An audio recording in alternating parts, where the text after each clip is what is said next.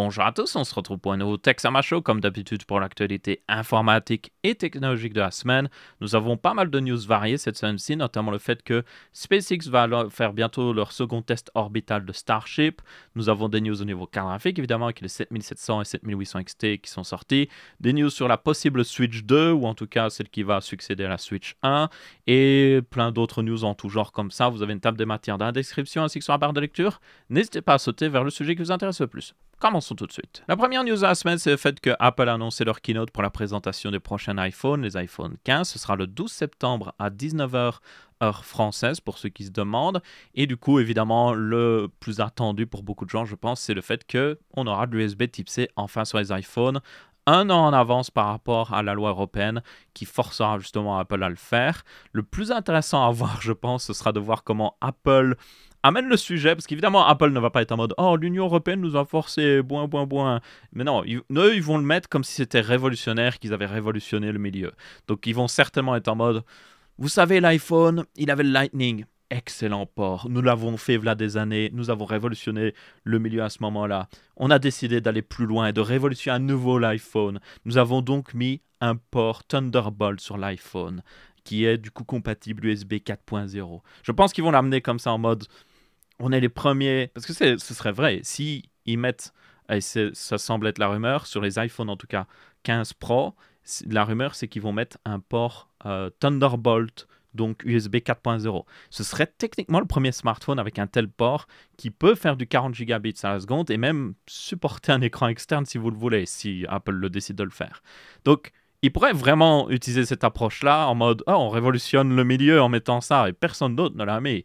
Donc je pense que c'est ce qu'ils vont faire, en tout cas pour les iPhone 15 Pro. Et pour les iPhone 15, ils vont juste glisser tranquillement sous un tapis le fait que c'est juste apparemment un USB Type C qui sera limité à des vitesses de USB 2.0. Donc ouais, ça c'est par contre assez honteux.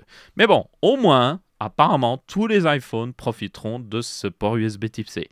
Et ça, c'est assez notable parce que on aurait pu s'attendre que comme ils ne sont pas encore forcés de le faire, ils auraient pu le mettre juste sur les versions Pro et pas sur les versions normales, mais apparemment ce sera pour tout le monde. Il y a aussi un petit changement de design pour ces nouveaux iPhones, notamment les iPhone Pro, donc 15 Pro et 15 Pro Max, auront une bordure d'écran encore un petit peu plus fine. Alors il me semble que la différence est de genre 30% qui a été annoncée. 30% ça peut paraître pas grand chose, mais j'ai vu des images de mock-up de gens qui montraient justement à quoi ça ressemble. Ça fait quand même la différence, je trouve. Donc ça devrait donner l'impression que soit le smartphone est a un écran plus grand, ou soit tout simplement il sera un petit peu plus petit, donc ce sera mieux pour la prise en main pour ceux qui ont justement des petites mains mais qui veulent le plus grand des iPhones. Donc ouais, le Dynamic Island reste pour ceux qui se demandent, donc oui, toujours pas d'écran, toujours pas de caméra sous l'écran. Ça, c'est dommage. Au niveau processeur, évidemment, les iPhones de base vont certainement utiliser l'ancienne puce de l'année dernière. Et les nouveaux iPhones, par contre, auront une nouvelle puce, évidemment. Donc ça, c'est assez prévisible. C'est maintenant ce qu'ils font depuis l'iPhone 14, en fait. Et comme d'habitude, ce sera genre « Oh, nous avons 10 à 30% plus de performance. Et on a amélioré ci, on a amélioré ça. » Par contre, là où on pourrait avoir une grosse différence, c'est pour l'iPhone 15 Pro Max, qui avait une rumeur comme quoi il aurait été l'iPhone 15 Ultra, mais finalement ce sera juste le 15 Pro Max. Honnêtement, je trouve que le nom Ultra était plus logique par rapport à leur gamme actuelle, par exemple leur smartwatch ou même leur MacBook, mais bon, dans tous les cas, enfin, surtout les puces M1 et M2. Mais bon, bref, dans tous les cas, lui, il va avoir une grosse différence, c'est qu'il va avoir apparemment un zoom périscope, donc un petit peu comme justement sur les Samsung, depuis je ne sais combien d'années et sur d'autres smartphones. Vous avez une caméra ici qui est un petit peu plus rectangulaire, parce que tout simplement, c'est un périscope. Ça reflète la lumière vers un capteur qui est caché à l'intérieur du téléphone. Et ça permet de mettre beaucoup plus d'éléments et de faire un plus grand zoom, parce que tout simplement, ce qui limite un petit peu justement les téléphones, c'est que vous n'avez pas la place de mettre un zoom comme une caméra comme celle-ci. Vous voyez, le zoom prend un petit peu plus de place, et quand vous zoomez, justement, là je zoome, vous voyez que ça s'étend, ça prend encore plus de place. Donc ça, vous avez besoin de justement faire cette technique-là sur les smartphones, de mettre avec un périscope. Et on ne sait pas trop encore le niveau de zoom, ça pourrait aller jusqu'à x6. Pour information, Samsung à l'heure actuelle a un x3 et un x10 en périscope. Donc, si Apple veut se rapprocher de ce que fait justement Samsung. Un x5 et x6 serait pas mal en réalité. Mais personnellement, pour avoir goûté pas mal à ce zoom assez impressionnant sur le Samsung, euh, le x3 est très utile pour faire des portraits ou prendre par exemple des choses, des objets en photo. Si vous voulez prendre par exemple un appareil photo en photo ou je sais pas quoi, c'est vraiment pas mal. Ça vous donne une meilleure perspective. Ça donne un côté aussi plus professionnel parce que les photos qui viennent de smartphones sont souvent en grand angle. Donc quand vous avez quelque chose qui est un petit peu plus justement moins grand angle, ça donne l'impression que c'était pris avec une meilleure caméra. Donc le x3 est parfait pour ça. Il y a aussi le mode portrait. Mais le x10 est lui par contre parfait si vous êtes beaucoup plus loin de quelque chose. J'ai vu un bon exemple, c'est notamment les gens qui vont à des concerts pour prendre en photo l'artiste. Mais le x10 est parfait parce que vous êtes à peu près à la bonne distance en général pour l'avoir assez bien à l'écran. Ou tout simplement, moi ce que j'utilise, c'est si vous avez par exemple une cathédrale, vous pouvez prendre le dessus de la cathédrale avec le x10. Ou si la cathédrale est plus loin, elle est de l'autre côté d'un fleuve, le x10 vous permet de la centrer parfaitement. Et vous avez cette compression dû au fait que vous avez le zoom, où les choses paraissent plus proches l'une de l'autre. C'est ce qu'on n'a pas justement avec le grand angle. Et ça donne justement ce côté professionnel, que ça a été pris avec une caméra professionnelle. Donc ça, je peux vous dire que c'est ce qui manque selon moi le plus à l'iPhone. Et personnellement, je me suis rendu compte de plus en plus que pour moi, le téléphone, je l'utilise surtout pour les photos. Genre, je vais quelque part, c'est le seul truc que j'utilise pour prendre des photos, et je prends des photos du lieu, je prends des photos de la nourriture, ce genre de choses. Et pour moi, j'aurais du mal justement à ne plus avoir ce setup caméra avec les 4 caméras parce que c'est vraiment pratique en fait. Donc, ouais, j'espère que Apple va justement mettre un bon setup caméra, va peut-être mettre un x3 ou peut-être va mettre un périscope qui peut vraiment faire. Parce que ça existe, certaines marques l'ont fait, un périscope qui bouge, qui permet d'aller de x3 à x6 ou autre chose. Mais bon, selon moi, il faudrait qu'ils puissent. Le mieux, ce serait qu'ils aient un x3, un capteur dédié x3 et carrément un périscope qui lui peut aller faire beaucoup plus. Le mieux, c'est vraiment 4 capteurs. Ça paraît overkill, mais 4 capteurs, selon moi, est le bon setup pour les smartphones maintenant. L'ultra grand angle, le grand angle, le x3 et puis un x beaucoup plus pour vraiment les choses qui sont plus loin. Et là, vous êtes couvert pour à peu près genre 99% des situations au niveau photo. Donc j'espère qu'Apple fera ça, mais visiblement, ça ne va pas être le cas. Du coup, oui, forcément, comme il passe à USB type C, vous avez le fait que les accessoires Apple en Lightning vont certainement être update, donc ça, vous pouvez vous y attendre. Il y a aussi des rumeurs comme quoi le câble USB type C qui sera inclus même avec l'iPhone Pro ne sera pas capable de faire du Thunderbolt. Ce sera un bête câble USB type C 2.0, basiquement, USB 2.0. Et du coup, vous devrez acheter le câble Thunderbolt. Bon, ça, c'est très Apple et ça ne m'étonne pas vraiment, donc yep. Donc, on verra bien à ce niveau-là, mais oui, tous les accessoires vont être mis à jour, forcément, petit à petit. Et donc, pour ceux qui ont des accessoires en Lightning, du coup, ils vont certainement perdre en valeur, techniquement. Bon, ça veut dire aussi que vous pourrez peut-être acheter plus facilement des accessoires en Lightning, ma foi. Et puis évidemment, il y a le fait qu'ils vont annoncer les Apple Watch série 9 et la version Ultra de cette Apple Watch série 9. Donc, ouais. Et puis iOS 17 et tout ça arrive. En parlant de nouveautés, nous avons aussi Nintendo qui va bientôt faire la Switch 2, ou plutôt qui est en train de travailler dessus parce qu'elle aurait été montrée lors de la Gamescom à des développeurs derrière les murs en mode privé. Et du coup, il aurait pu la voir en fonctionnement. Et il y a aussi certains développeurs qui apparemment auraient déjà des dev kits. Donc des kits de développement. Et cette Switch 2, on ne sait pas encore le nom, ce sera peut-être la Switch DS ou la Switch 3D ou je ne sais quoi. On verra bien. Hein. De toute façon, Nintendo, au niveau des noms, ils sont toujours assez mauvais là-dessus, on va être honnête. Même si, en vrai, la première Switch, le nom est selon moi très bon. J'espère qu'ils vont juste faire Switch 2 ou Switch Pro ou un truc dans le genre, ce sera beaucoup plus simple.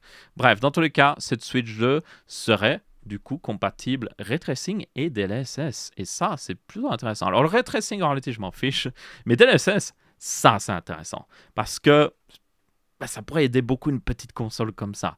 Donc, forcément, si vous savez, la Switch a un processeur de chez Nvidia. C'est le processeur Tegra. C'est le même que vous avez dans la Shield TV, d'ailleurs. Et c'est un processeur qui est hyper vieux. Genre, vraiment très, très vieux. Il me semble qu'il date de 2014.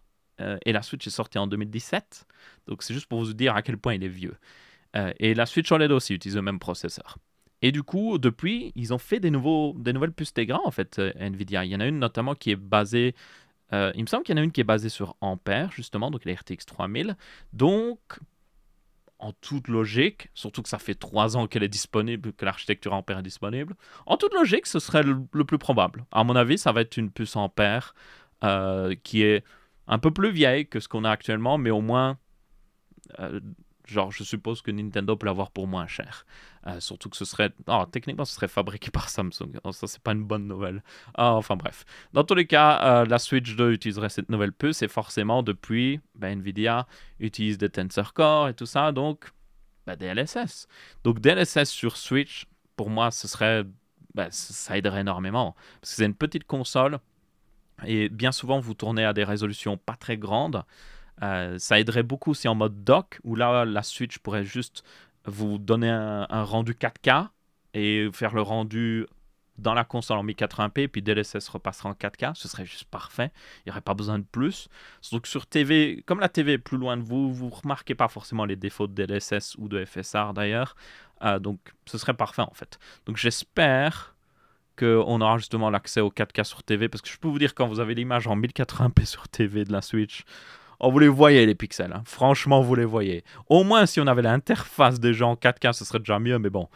J'espère vraiment que ça va être le gros point d'amélioration. Un autre point d'amélioration aussi que j'espère, c'est que déjà ils vont garder une console qui reste assez légère, parce que c'est une de ses forces. J'espère qu'ils vont aussi augmenter la taille de l'écran par rapport aux bordures, un peu comme on le voit sur ce rendu imaginaire d'une future Switch Pro. J'espère aussi qu'on va peut-être avoir, mais peu probable, un écran 120 Hz, mais c'est vraiment peu probable. Mais bon, apparemment aussi dans ce qui a été montré, et j'ai oublié de montrer l'image, voilà, justement de la Switch, la supposée Switch Pro, c'est juste un rendu fait par des fans, hein. Mais ce serait bien qu'on ait une bordure d'écran aussi fine, ce serait génial selon moi. Mais du coup, d'après justement ces informations-là, et ils avaient montré aussi une version, il me semblait, oui, de Breath of the Wild qui tournait justement à un plus haut FPS ou une plus haute résolution. Donc, en toute logique, ce que ça veut dire, pour ceux qui ne comprendraient pas, c'est que techniquement les jeux Switch 1 seraient compatibles de la première Switch. Et ça, selon moi, c'est ce que devrait faire Nintendo, parce que la Switch et la Switch 2 devraient avoir le côté rétrocompatible. Ça devrait être comme les consoles actuelles en fait. C'est t'as la première Switch, mais t'as un niveau graphique plus bas. T'as la Switch 2, tu as le 1080p par défaut, tu peux même monter en 4K avec DLSS. Ça devrait être comme ça en fait. Ou t'as un plus haut taux de rafraîchissement. Et ça ferait pas de mal. Notamment, je peux vous dire que quand vous jouez au dernier Pokémon sur Switch, c'est pas trop ça au niveau FPS. Genre vraiment pas. Je pense qu'il y a des moments où...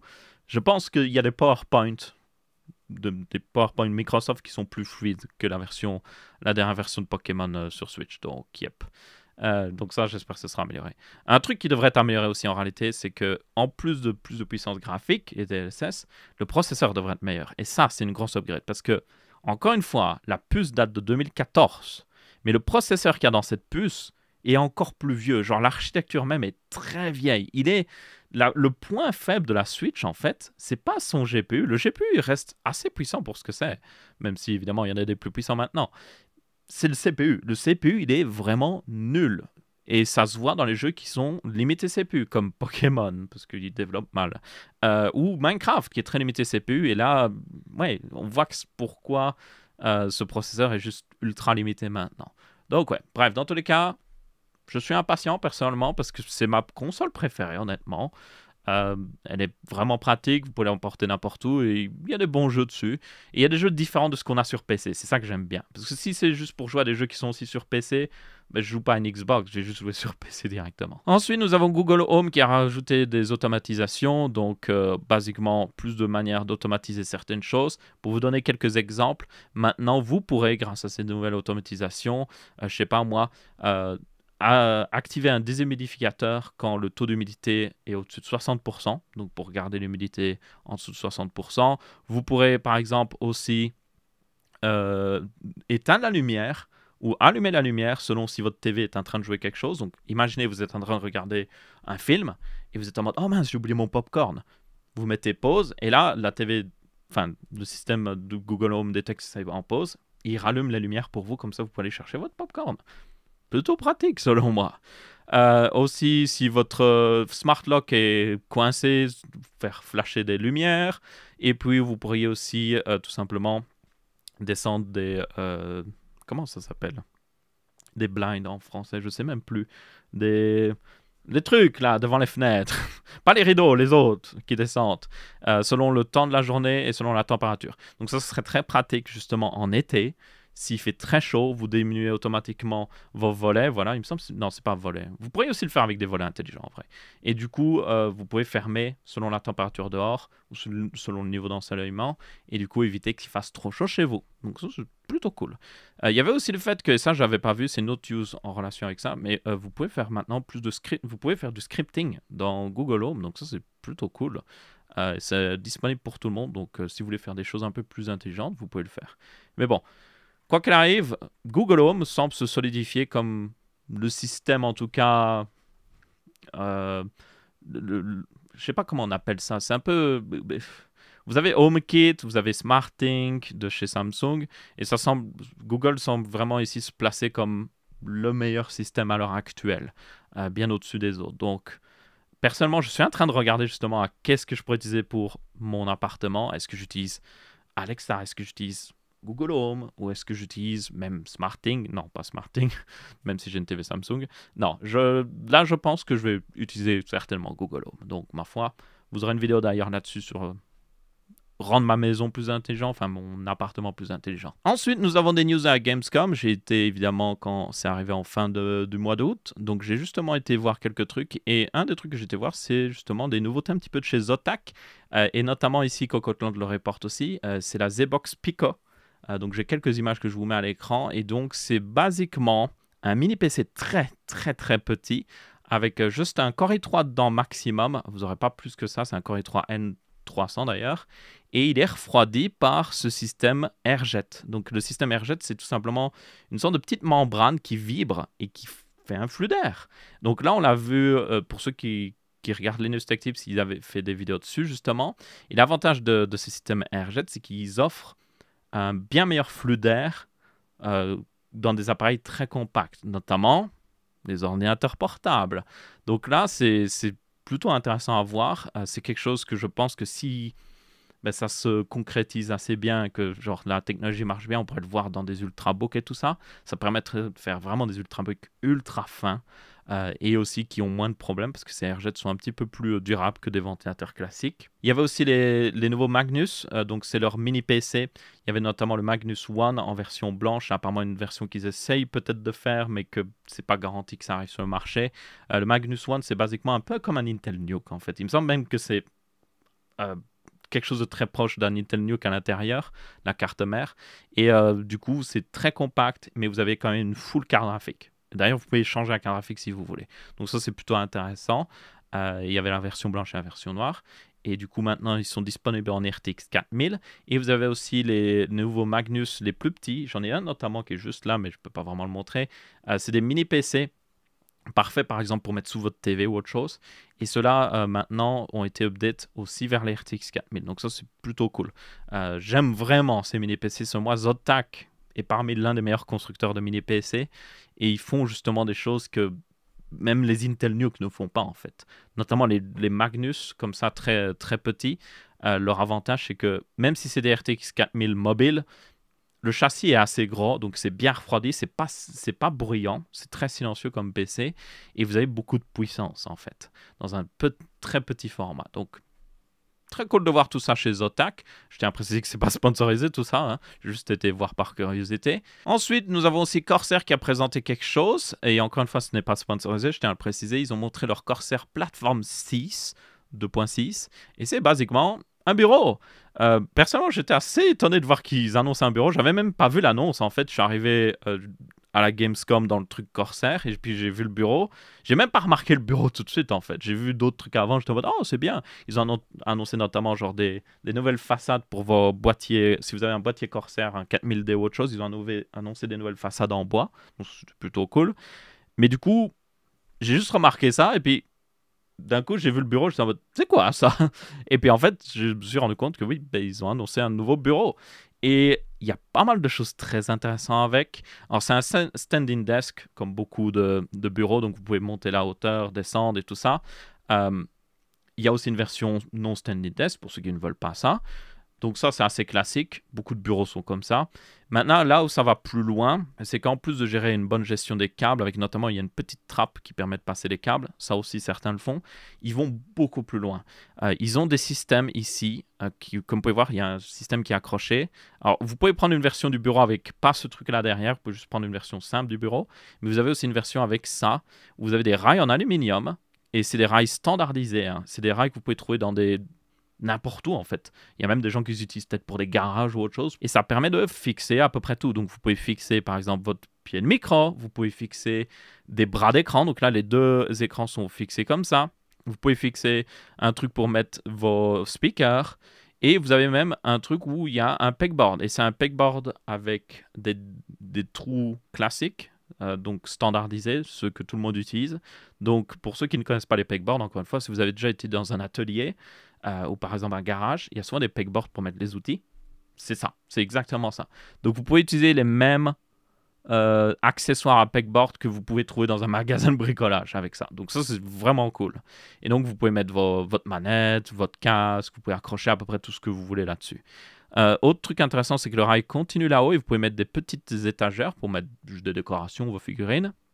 Et vous pouvez aussi accrocher vos keylights. Donc ça, c'est vraiment cool.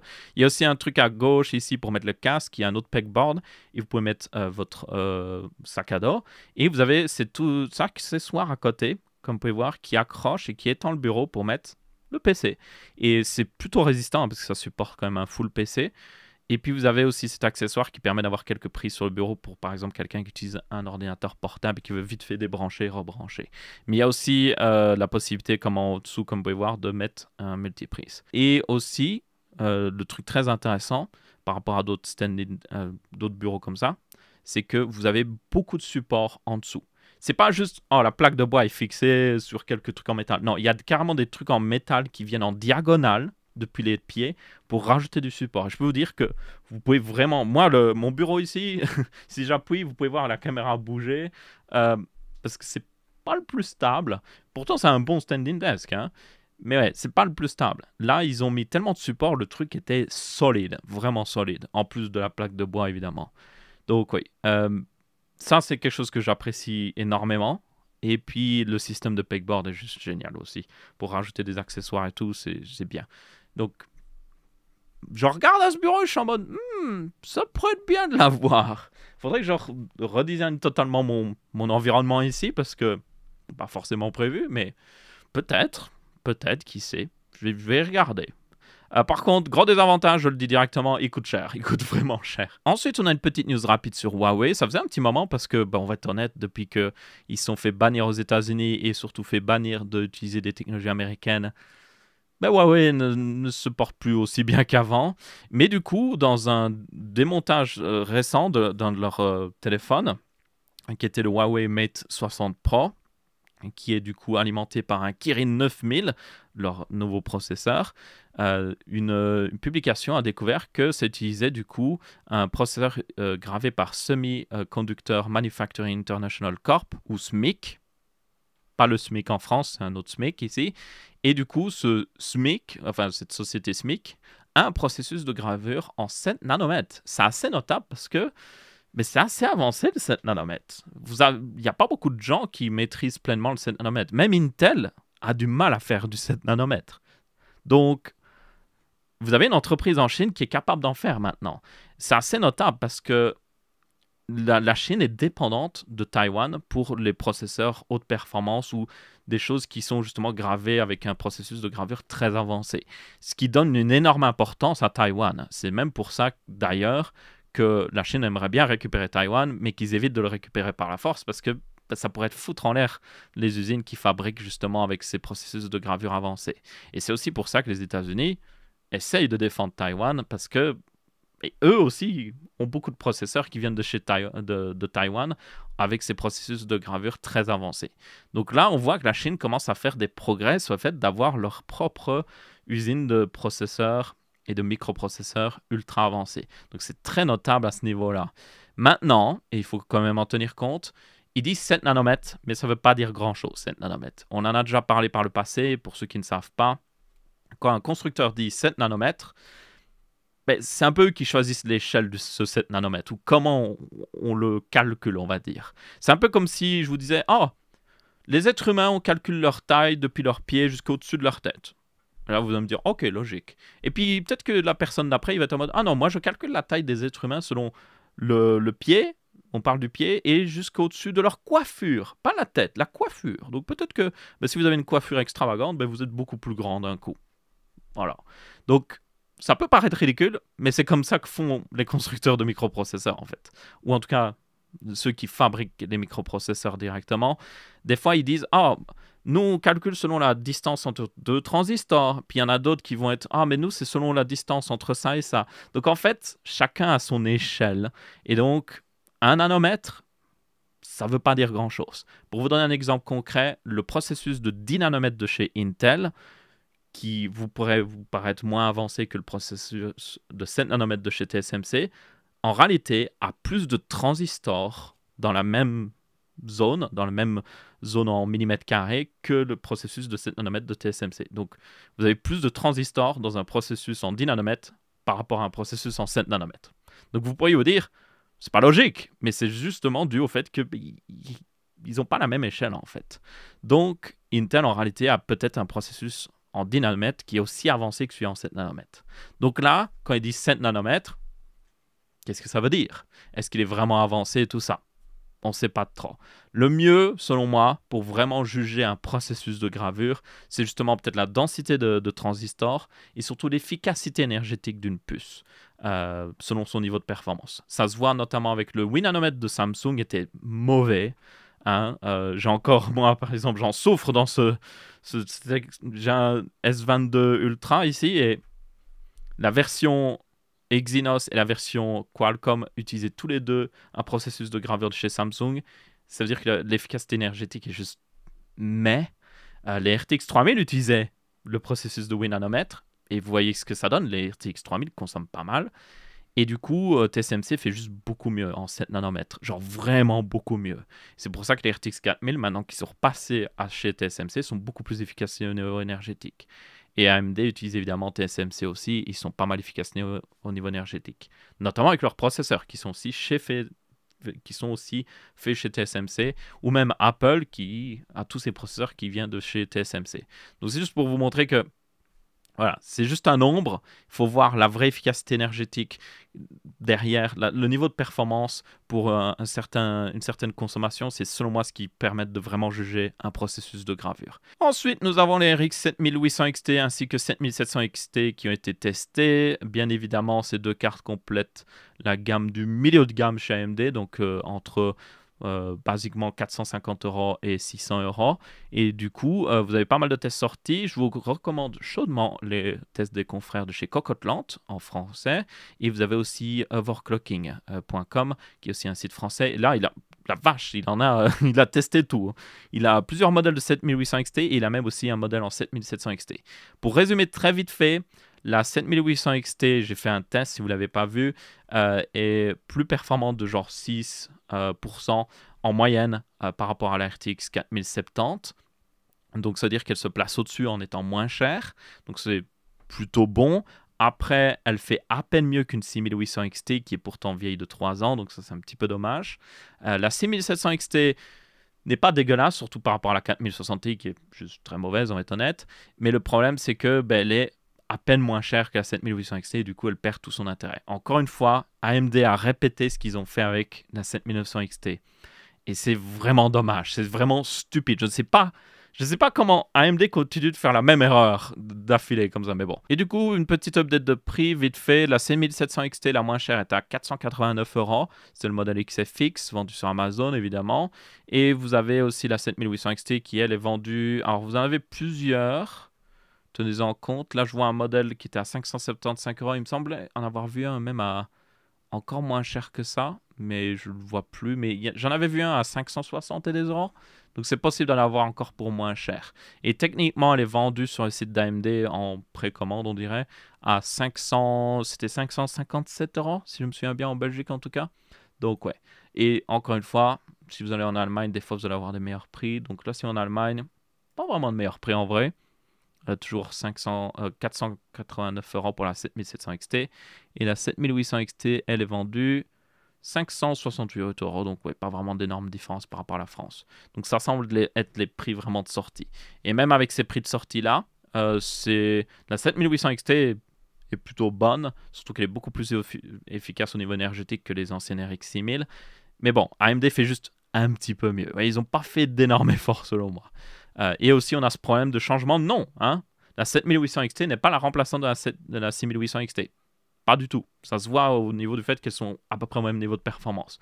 Donc ça, c'est vraiment dommage, selon moi, d'avoir ce changement de nom qui est juste fait pour porter à confusion. Donc là, pour moi, la 7800 XT, c'est juste la remplaçante de la 6700 XT. C'est comme ça que je le vois. Et du coup, cette 7700 XT, c'est plus un remplaçant de la 6600 XT. Et là, elle est beaucoup trop chère. 489 €, c'est juste pas bon, en fait.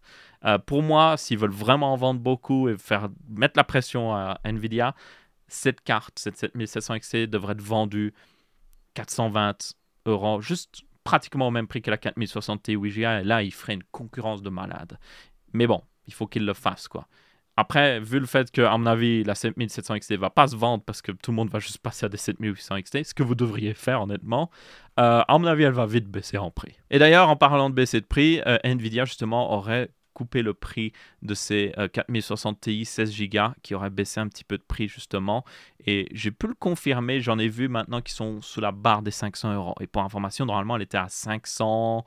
C'était 530 €, quelque chose comme ça, 540 €. Donc ouais, c'était vraiment cher. Donc visiblement, c'est en train de baisser de prix, ce qui est vraiment pas étonnant parce que si vous n'avez pas vu des tests, la 4060 Ti 16 Go, c'est basiquement une 4060 Ti 8 Go au niveau performance. Donc à part si vous en avez vraiment besoin de ces 16 Go dans certains jeux qui sont très limités en 1440p, qui ont besoin de plus de RAM, ou si vous avez besoin dans le domaine professionnel de ces 16 Go, il n'y a aucune raison de la prendre. Il n'y a vraiment aucune raison de la prendre. C'est même, selon moi, une très mauvaise carte pour ce prix-là. Donc, pour les jeux vidéo en tout cas. Donc, ça ne m'étonne pas qu'elle baisse de prix. Je pense que ça va continuer de baisser de prix. Et apparemment aussi, la 4070 pourrait baisser de prix. J'en ai vu qui ont commencé à un petit peu descendre. Vu la concurrence de la 7800 XT, ça ne m'étonnerait pas qu'elle descende vers les 600 €. Elle va certainement rester un peu plus chère parce que Nvidia a toujours cet avantage en ray tracing et eux, ils considèrent que c'est du coup un avantage par rapport à l'offre AMD. Donc ils vont certainement la mettre toujours un petit peu plus cher, mais on va avoir une petite baisse de prix ici. Il y avait aussi d'autres modèles tant qu'on y est. Apparemment, la 7900 XTX a aussi baissé de prix, donc ça peut être intéressant pour ceux qui voudraient le modèle le plus haut de gamme. Bref, dans tous les cas, vous aurez un guide d'achat de cartes graphiques très prochainement pour justement parler de tout ça et quelle carte graphique vous devriez prendre pour quel prix. Ensuite, news totalement différente, mais ça faisait un petit moment qu'on n'en avait plus parlé, ce fameux connecteur 12 pins PCI Express qui était introduit évidemment sur RTX 4000. Vous aviez oublié, hein? Non, il continue de cramer, quoi qu'il arrive.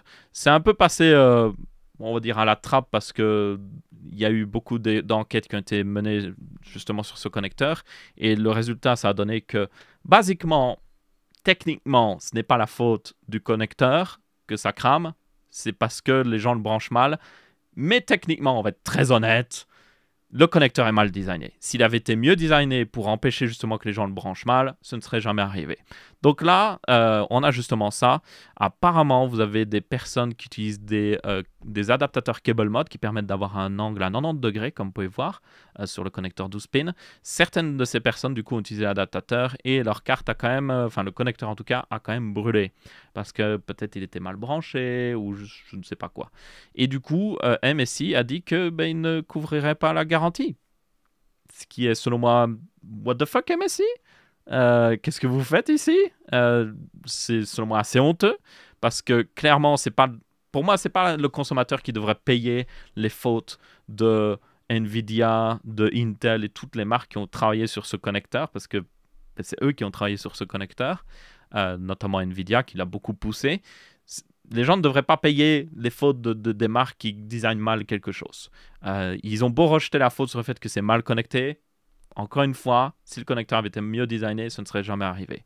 Et là, du coup, bon, MSI, évidemment, ils ne sont pas les responsables directs, mais évidemment, ils devraient travailler avec NVIDIA pour justement avoir des compensations à cause de tout ça. Et donc, ils devraient couvrir sous garantie le fait que le connecteur a brûlé. Surtout qu'en réalité, pour ceux qui ne savent pas, c'est pas très compliqué de fixer les cartes qui ont brûlé. Parce que c'est juste le connecteur qui a un problème. Donc, vous pouvez juste dessouder le connecteur et remettre un nouveau. Et vous êtes reparti. La carte est fixée.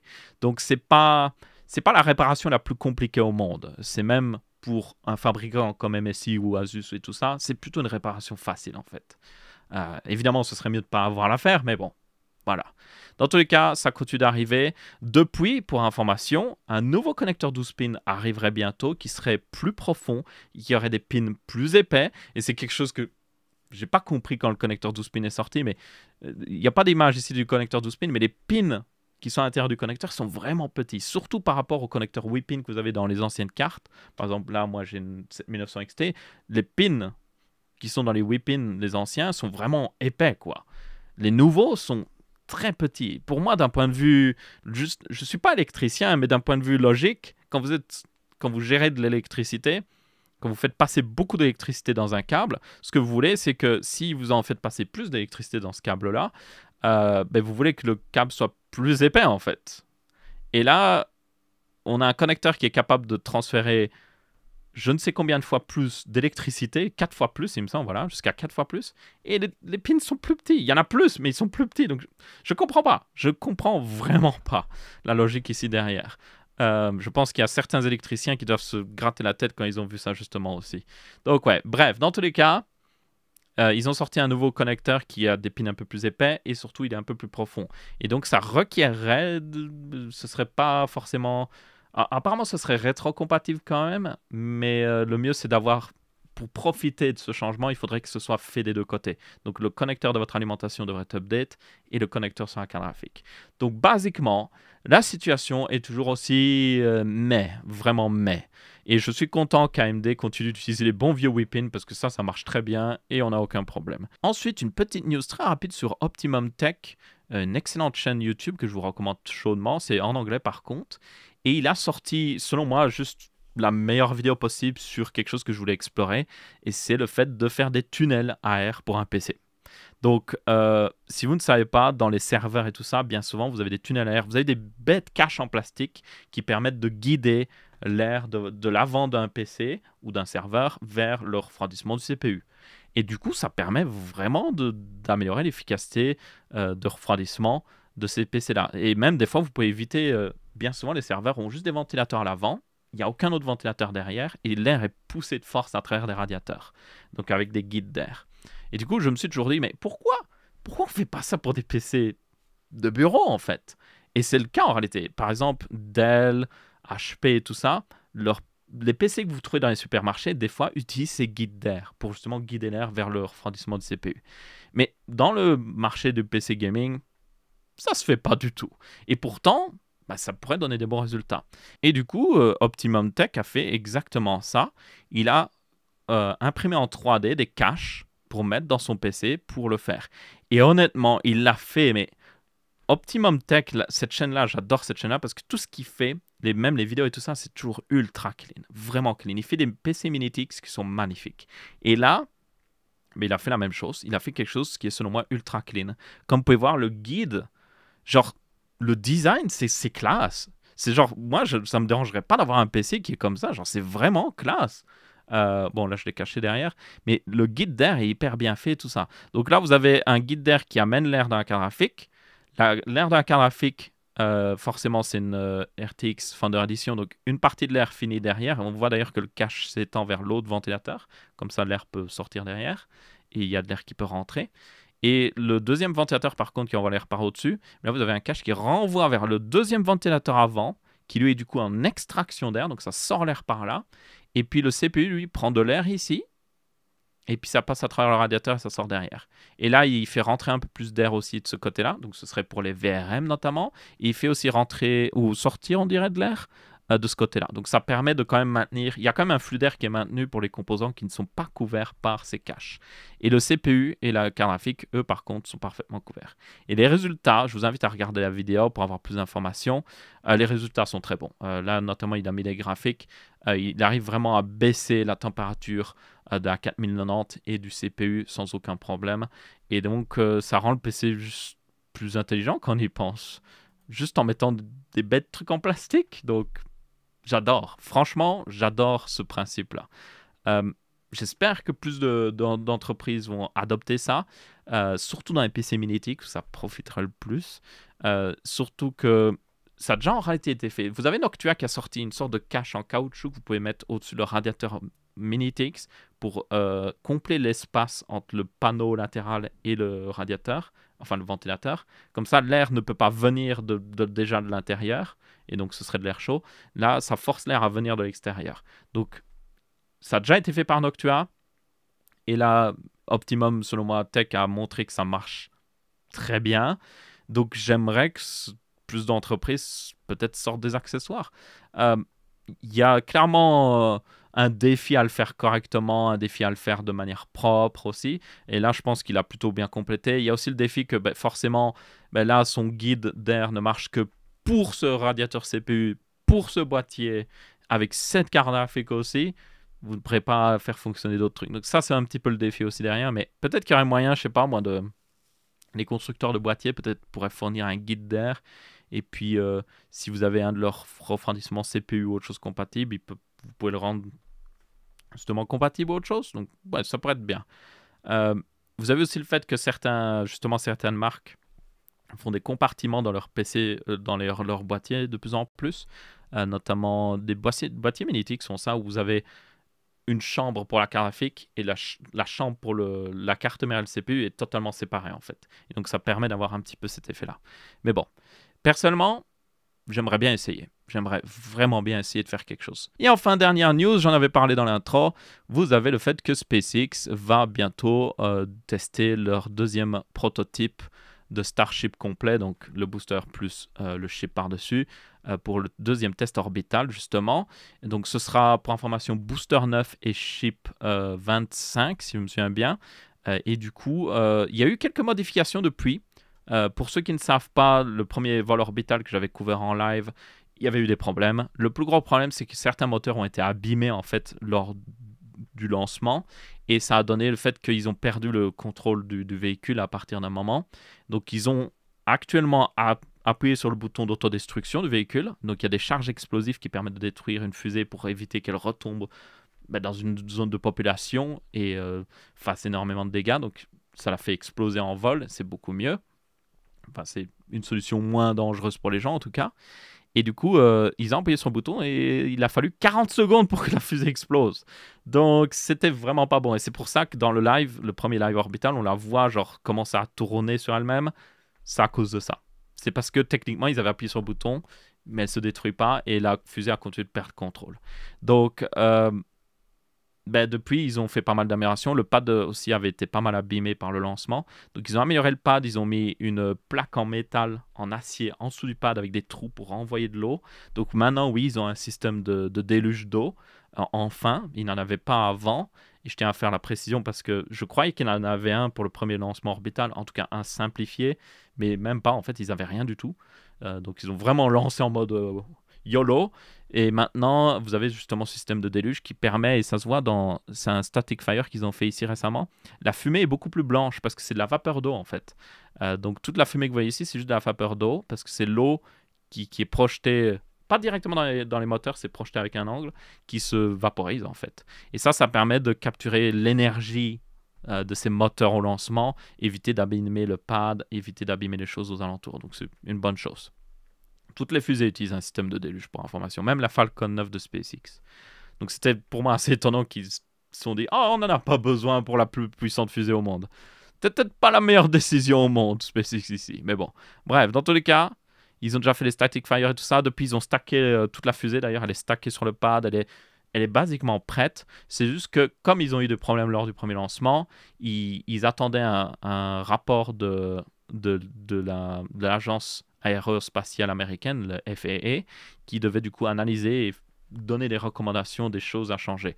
Et apparemment, ils ont déjà envoyé une lettre avec 63 points à changer.